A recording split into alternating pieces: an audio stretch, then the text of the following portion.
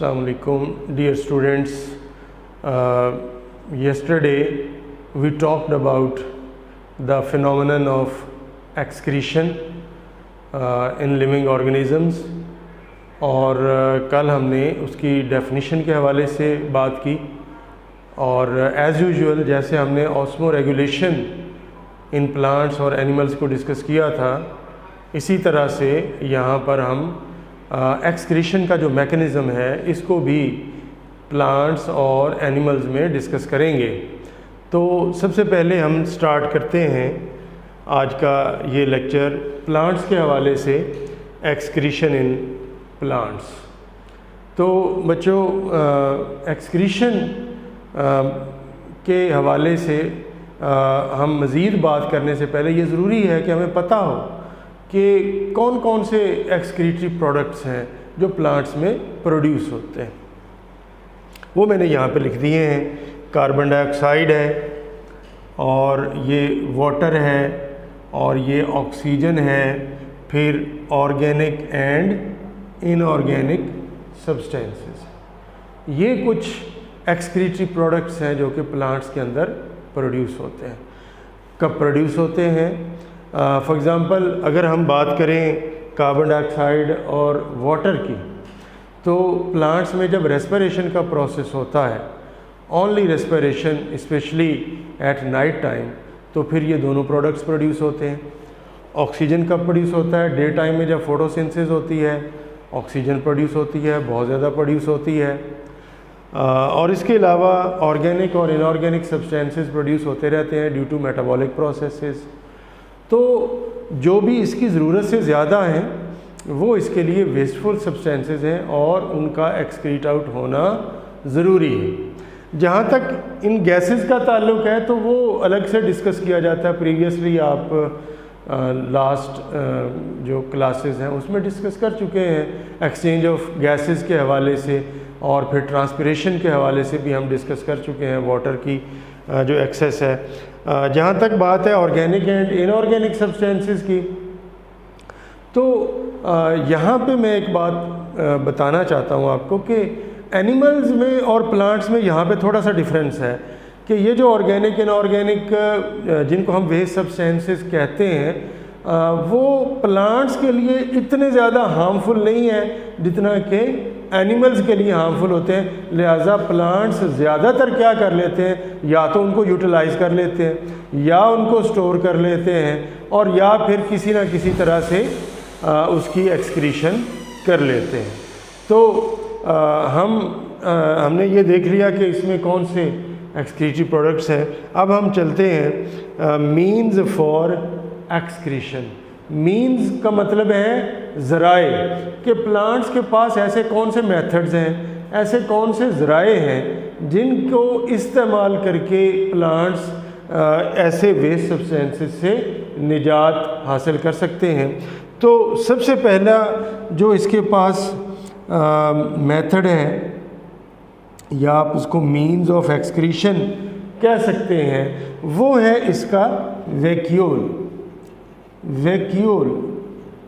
Vacuole के बारे में यकीनन आपने पढ़ रखा है कि जितने भी प्लांट सेल्स होते हैं उनके सेंटर में a large central cell sap filled vacuole ये मौजूद होता है। तो ये जो वैक्यूल है बच्चों, it acts as store house. ये स्टोर हाउस के तौर पर काम करता है। स्टोर हाउस जो है ये दोनों के लिए स्टोर हाउस का काम करता है। यूजफुल सब्सटेंसेस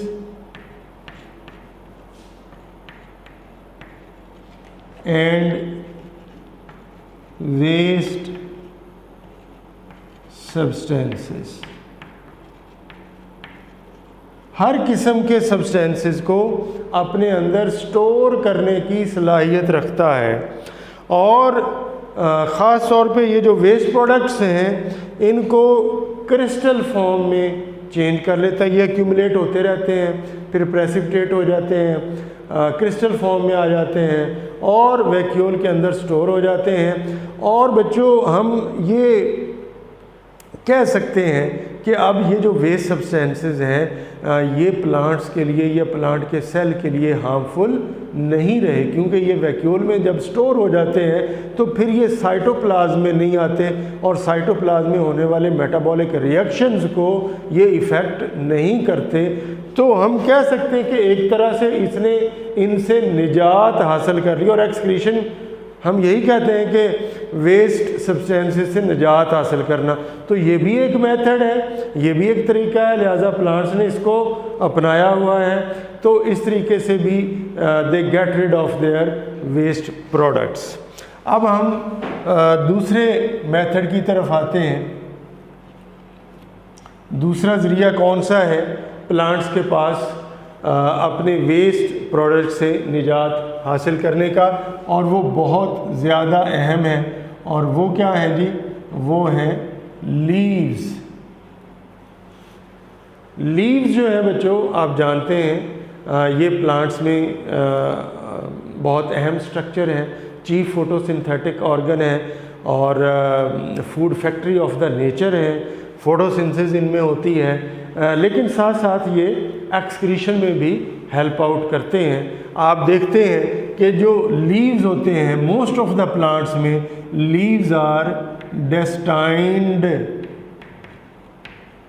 टू फॉल, यानी इन्होंने गिरना ही होता है।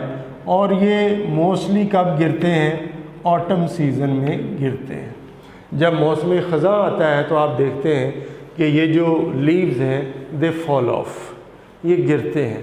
और ये जो प्लांट्स हैं ये अपने वेस्ट सब्सटेंसेस को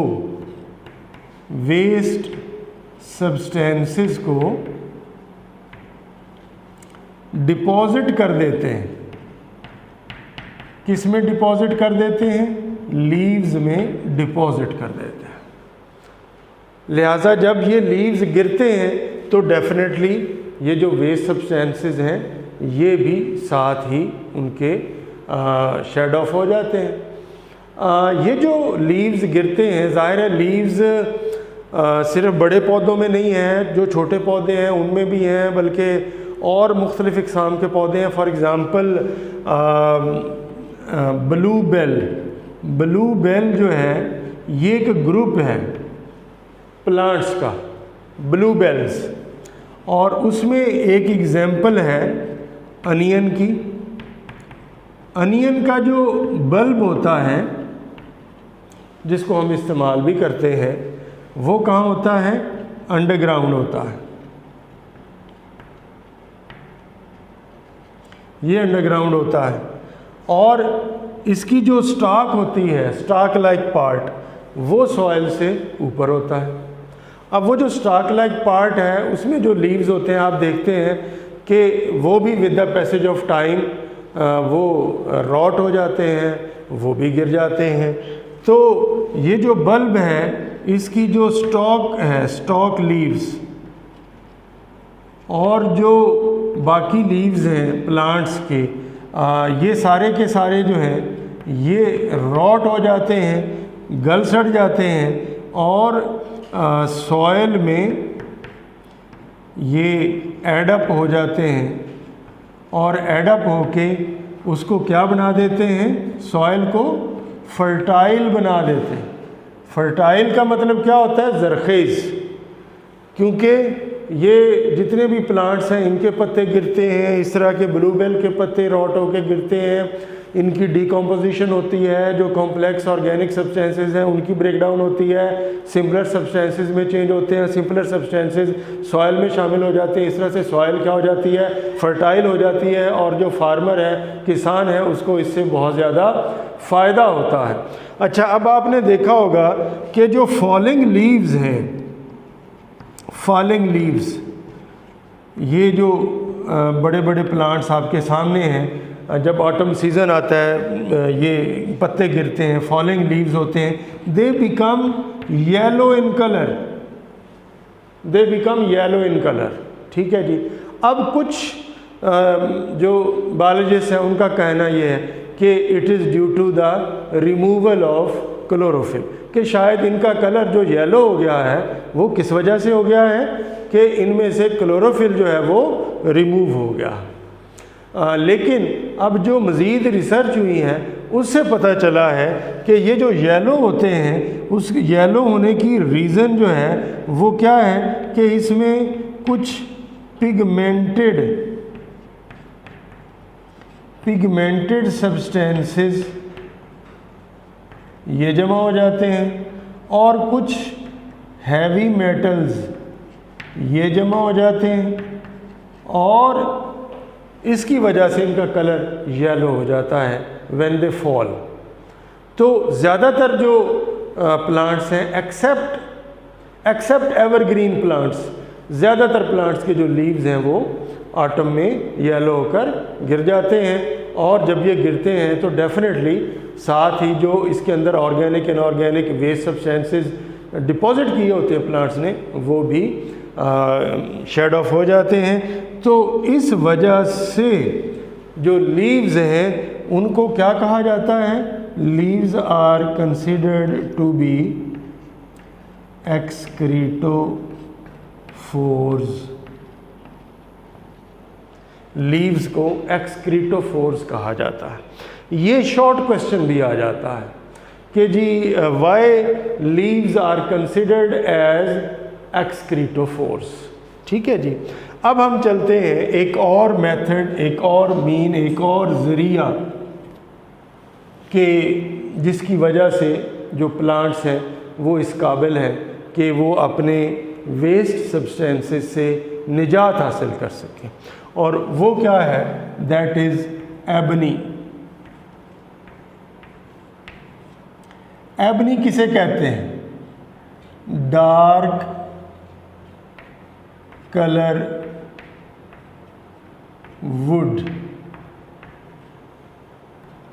in the centre of stem और ब्रांचेस, उसको कहते हैं एबनी। आपने देखा होगा बाज़ औक़ात कहीं पर अगर लकड़ी काट के रखी हुई, बड़े बड़े स्टेम होते हैं, ट्रंक होते हैं, तने होते हैं पौधों के, उनको काटते हैं तो आपको सेंटर में, बिल्कुल उसके सेंटर में क्या नज़र आता है? डार्क कलर की वुड नज़र आती है। तो ये डार्क कलर क्यों है? Because plants deposit certain chemicals in the central part of their wood. That's why it becomes dark in color, और डार्क कलर की जो वुड है उसको एबनी कहा जाता है। तो इस तरह से यहाँ पे ये सेंटर में डिपॉजिट हो जाते हैं और जो प्लांट के बाकी हिस्से हैं वो फिर इससे मुतासिर नहीं होते। तो ये भी एक तरीका है एक्सक्रीशन का। फिर एक और अहम तरीका है जी, वो है secretion of chemicals in the surrounding soil. बच्चों कुछ कॉनिफर्स हैं इसमें, इसके हवाले से कॉनिफर्स की एग्जांपल यहाँ पे हम देंगे। कॉनिफर प्लांट जो है ये प्लांट्स का एक बड़ा ग्रुप है और ये प्लांट्स मोस्टली पाए जाते हैं हमारा जो नॉर्दर्न एरिया है वहाँ पर पाए जाते हैं। इनको कॉनिफरस क्यों कहते हैं? आपने कभी इनका स्ट्रक्चर देखा है कि जो स्टेम की नीचे वाला उसका हिस्सा है वहाँ पे उनकी जो ब्रांचेज़ हैं वो बड़ी होती हैं, और जैसे जैसे स्टेम ऊपर जाता है तो जो ब्रांचेज़ हैं उनकी जो लेंथ है वो कम होती जाती, छोटी होती जाती हैं। लिहाजा ऐसे करके उसका स्ट्रक्चर जो है वो बनता है प्लांट का ऊपर से नीचे तक, जिसकी वजह से ये कोन लाइक, इस वजह से इनको कॉनिफर्स कहा जाता है। इसके अलावा जब रिप्रोडक्शन का टाइम आता है तो मेल और फीमेल कोन्स जो हैं वो भी डेवलप होती हैं। दैट्स वाई ये जो पूरा एक ग्रुप है, बहुत बड़ा ग्रुप है, इसमें बहुत ज़्यादा स्पीशीज़ हैं, इनको कॉनिफर्स कहा जाता है। ये क्या करते हैं ये जो है एक्सक्रीट करते हैं केमिकल वेपन्स। ये अपने केमिकल्स को एक्सक्रीट कर देते हैं। कहाँ पे? सराउंडिंग सॉइल में। और सराउंडिंग सॉइल में क्यों सीक्रेट कर देते हैं? In order to compete with other plants। Actually ये कॉनिफर प्लांट्स बहुत बड़े बड़े होते हैं और ये नहीं चाहते कि इनकी जो सराउंडिंग सॉइल है वहाँ पे दूसरे पौधे उगें। क्यों? जब वो उगेंगे तो उनको पानी भी चाहिए होगा, उनको सॉइल भी चाहिए होगी, उनको न्यूट्रिएंट्स भी चाहिए होंगे, उनको लाइट भी चाहिए होगी, बहुत सारी ऐसी चीज़ें चाहिए होंगी जो इन कॉनिफर्स की भी ज़रूरत है। तो अगर इनके सराउंडिंग में बहुत सारे पौधे उगेंगे तो ये क्या होगा? इसकी फिर शेयरिंग होगी। तो शेयरिंग होगी तो हो सकता है कॉनिफर को जितनी ये सारी चीज़ों की ज़रूरत है इसकी ज़रूरियात पूरी ना हो। लिहाजा ये क्या करता है? अपने उन दुश्मनों को वैसे ही किल कर देता है, इस तरह के केमिकल वेपन जो है उनको सिक्रीट करके। तो बच्चों ये टॉपिक जो है ये हमारा एक्सक्रीशन इन प्लांट्स का यहाँ तक कंप्लीट होता है।